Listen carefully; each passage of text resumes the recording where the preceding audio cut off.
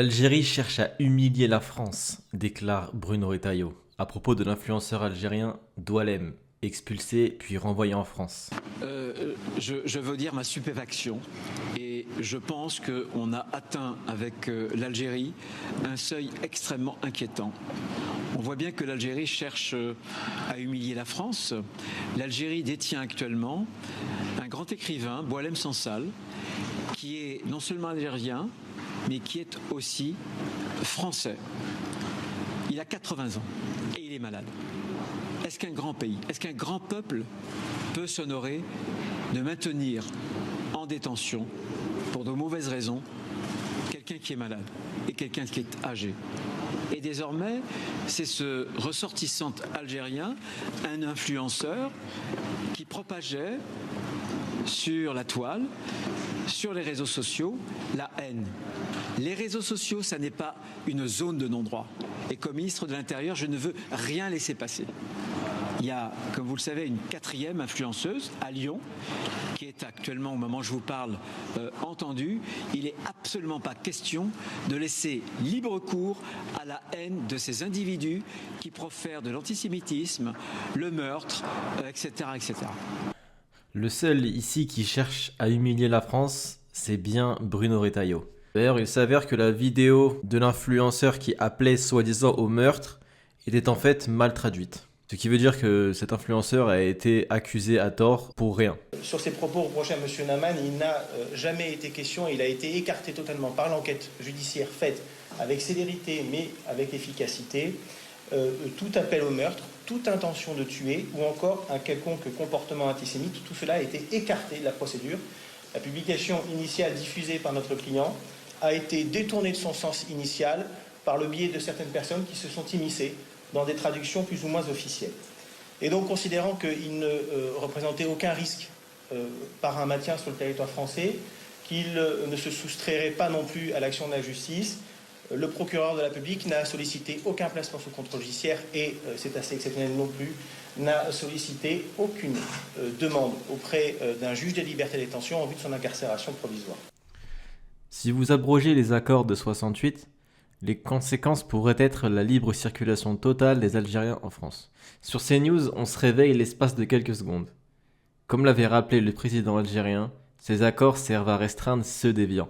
Il y a un lien très important entre cet accord et les accords d'Évian de 62. Pourquoi je vous en parle ? Parce qu'en réalité, les juristes sont en train de se gratter la tête avant qu'une décision politique éventuellement soit prise. Parce que si vous dénoncez l'accord de 68, personne parmi les juristes n'est au clair pour en mesurer les conséquences. Et l'une des conséquences possibles, ce serait de remettre sur la table les accords de 62. Et les accords de 62 d'Évian, qu'est-ce qu'ils disent ? C'est la libre circulation totale des Algériens en France. Donc, il y a une posture politique, il y a une vraie crise profonde, mais attention à la bombe à fragmentation possible si vous suspendez l'accord de 68 ou si vous le dénoncez, les implications que ça pourrait avoir derrière, parce que les deux accords, d'après les juristes, sont extrêmement liés. Qui pourrait dénoncer l'accord de 68 et se retrouver avec une libre circulation ? Vous aimez les accords, vous aimez quand c'est technique. L'Algérie accepterait de reprendre tous ses OQTF à condition que la France inclue aussi toutes les personnes recherchées par l'Algérie et qui profitent de la protection française sur son sol. Sans cela, toute tentative de la France serait inutile. On n'a pas tant entendu le ministre de l'Intérieur quand Israël a humilié la France en mettant 2 de ses gendarmes à terre, lance un député algérien sur BFM TV. Bonsoir monsieur, merci pour cette invitation.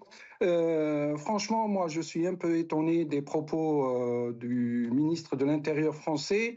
On ne l'a pas tant entendu quand Israël a humilié la France en mettant 2 de ses gendarmes face à terre. Malheureusement, on vit une situation de détournement de l'opinion publique française. La France qui vit une situation politique très très grave dans son histoire, dans l'histoire de la Ve République. Et on utilise ce moyen de mettre à l'agenda politique ce sujet d'influenceurs. Et je me demande vraiment, comme l'a si bien dit Maître Place, l'efficacité de cette expulsion, alors qu'il y a aussi des influenceurs qui appellent à la haine et qui disent qui vont mettre les Algériens à Auschwitz. Je pense que le propos est très grave et j'espère que les sages des deux côtés, algériens et français, par le biais de la diplomatie, arrivent à atténuer, apaiser ces propos haineux de certains néocolonialistes. Sur les moyens de pression que la France prétend avoir contre l'Algérie. La question des visas, c'est pas un sujet pour l'Algérie. La saisie des avoirs, les capitaux sont au Golfe, car la France est considérée comme non fiable. La question de la santé des dignitaires algériens. Ils vont ailleurs depuis les fuites sur le dossier médical de l'ancien président Bouteflika. La question de l'aide au développement.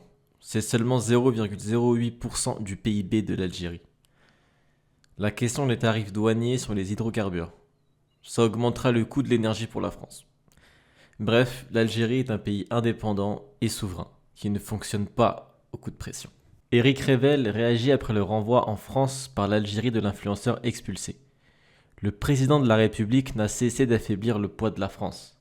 Au Maghreb, c'est la première fois que la France était fâchée avec la Tunisie, l'Algérie et le Maroc. Pour moi, il y a une offensive globale. Mais vous savez, l'une des raisons pour lesquelles M. Tebboune et l'Algérie se permettent de continuer à piétiner ce pays, c'est parce que depuis 7 ans, celui qui incarne la diplomatie française, le président de la République, n'a cessé d'affaiblir le poids de la France à l'étranger, et notamment au Maghreb. Non. Et je vous le dis comme je le pense. À l'étranger, de manière générale, vous êtes très dur. Il faut toujours le rappeler.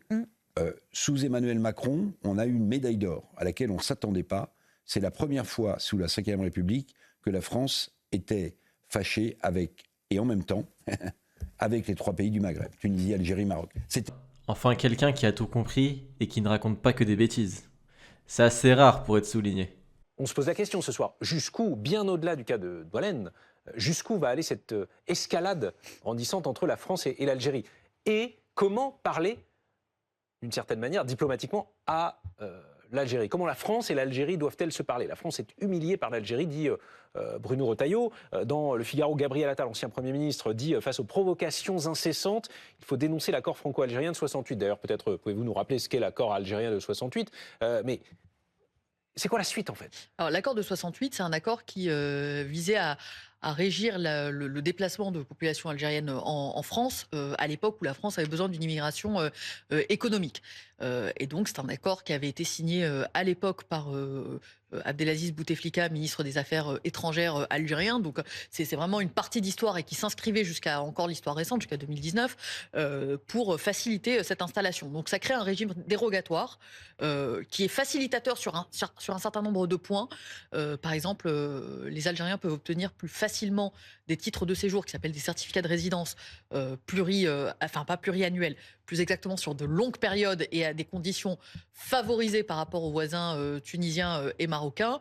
Ils peuvent obtenir dans la série des choses qui ont pu être négociées l'autorisation d'ouvrir des commerces allégés, mais c'est un accord qui a été beaucoup retouché entre-temps, et surtout, la France a signé des accords bilatéraux en attendant, aussi avec le Maroc et aussi avec la Tunisie, ce qui fait que, par exemple, l'accord de 68 est défavorable aux étudiants algériens par rapport aux étudiants marocains ou tunisiens qui peuvent, eux, bénéficier de procédures simplifiées pour s'installer en France par rapport aux étudiants algériens qui, par exemple, ne peuvent pas bénéficier d'un titre pour travailler lorsqu'ils sont ici durant leurs études, ou en tout cas dans des conditions extrêmement restrictives. Mais est-ce qu'il faut raisonner en moyen de pression sur l'Algérie? C'est juste pour dire, pour enlever un peu tous les fantasmes autour de cet accord, quand on discute avec des responsables algériens, ils disent d'accord, l'accord de 68, il n'y a plus rien dedans. La question, c'est en fait qu'est-ce qu'on négocie derrière. Une fois que vous revenez sur cet accord-là, est-ce que vous êtes sur un accord bilatéral, auquel cas, si vous êtes en crise diplomatique, avec qui vous discutez et à quelles conditions, ou est-ce que vous revenez à un régime général de manière unilatérale? Ensuite, sur les moyens de pression, pour vous répondre très exactement, dans les